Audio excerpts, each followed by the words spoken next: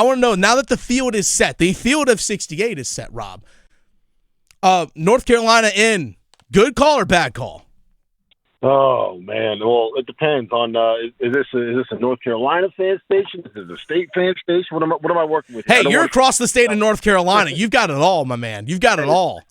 I'll say this: you could justify any team's inclusion based off of whatever metric you want to use, right? If you want to say that their net and their KenPom was high and they had a high strength of schedule and they challenged themselves and they're playing better of late, then you could justify that team being included.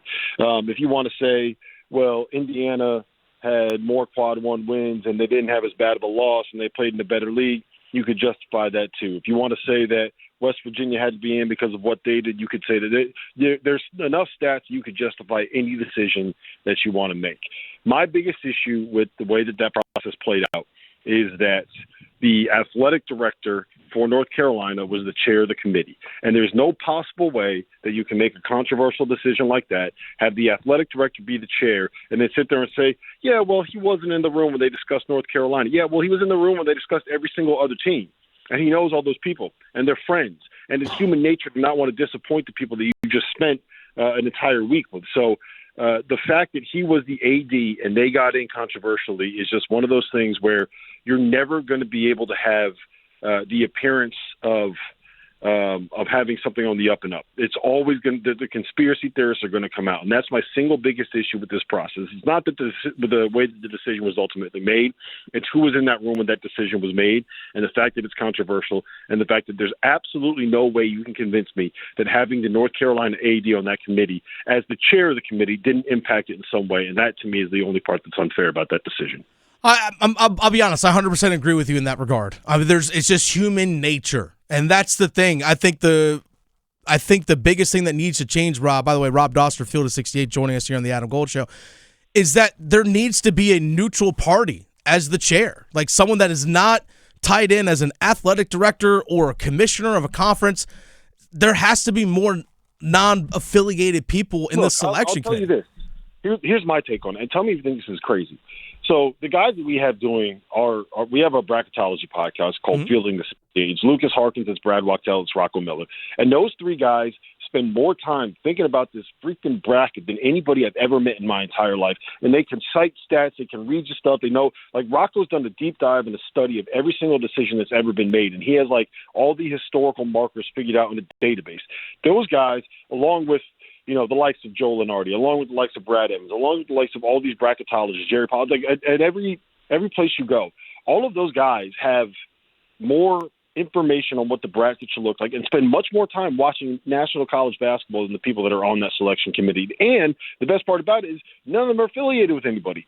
So at the very least, you let some of them in the room. Let some of them have a voice, because those guys care about it way, way, way, way more. I promise you, way more. And they don't have any kind of affiliation. So that's where I'm at with it, man. These bracketologists that actually know what they're talking about. Let's get them in the room. Let's get them on the committee. Let's get them making the decisions. But I'll tell you this, Dennis. The other thing that really irks me is we spend, and I know it's big because it's the state of North Carolina. North Carolina's the team, right? But we spend so much time talking about the last team in and the first team out when, like, let's be frank. If you are on the cut line, if you're West Virginia or if you're Indiana or if you're Boise State or if you're North Carolina, like, the truth is you didn't do enough to get into the tournament if you are one of those teams that's fighting for a spot in the playing game. And if you really had a problem, like if you're Indiana and you really had a problem with where your seating is, you know what? Maybe you show up against Louisville. Maybe you show up in some of those games where you got 30-pieced at home, right? Maybe you show up against Illinois. If you're mad about not getting in and you're West Virginia, right, like maybe you don't lose to Colorado in the first round of the Big 12 tournament.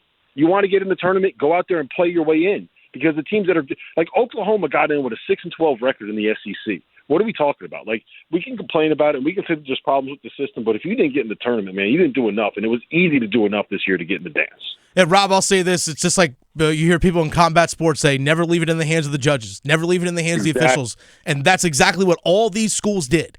That's exactly what North Carolina did it. Xavier, San Diego State, West Virginia, they all left it in the hands of the judges when they could have taken care of business on the court throughout the entire year. They had 4 months to do it. They all had 4 months to do it, including the teams that were just left out and the teams that barely got in. That's So Rob. what you're saying is Darian DeVries should have knocked out Bubba Cunningham. Is that my reading the lines there?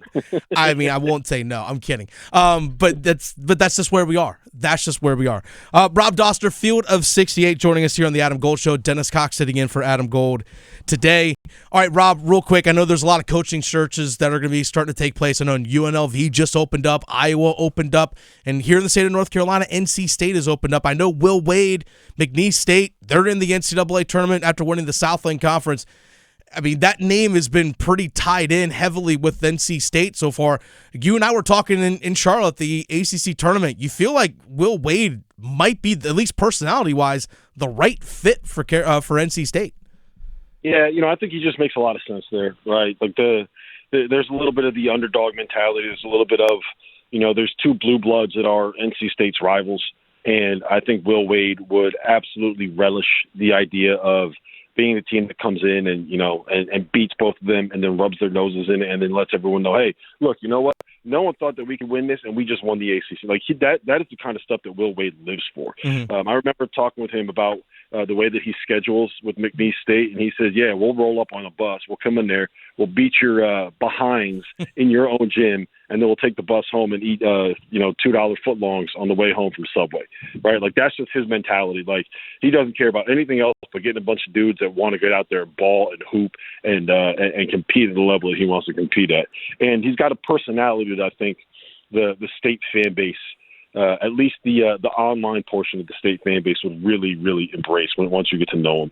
But the problem is, what you're going to run into with Will Wade is I feel like he's still kind of waiting out to see if he can get Indiana. He's still waiting out to see if he can get leverage with a place like North Carolina. Let's just say, for example, UNLV comes in and says, we can offer you this amount of money, we can offer you this amount of NIL, and we have this booster that's worth $1 billion that's willing to turn, whatever you want, like give you whatever you want, make sure that you're not going to be starved for money, to make sure that you're going to be able to go out and get the players that you actually want to be able to get and be able to pay them. And then what he could do is go to NC State and say, hey, look, this is what I have from them.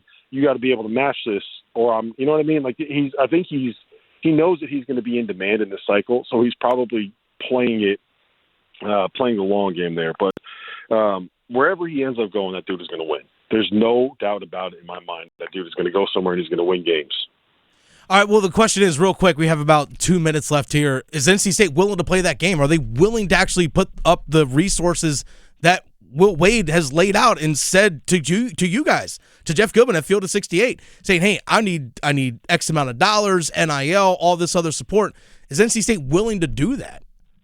I mean, that's $1 million question, right? And I think the one thing that's hard is, and I think we're seeing this with the way that the Florida State hire went. I think we're seeing this with the way that the Miami hire went, where I don't know how long this bubble is going to last, where coaching salaries are going to be astronomical.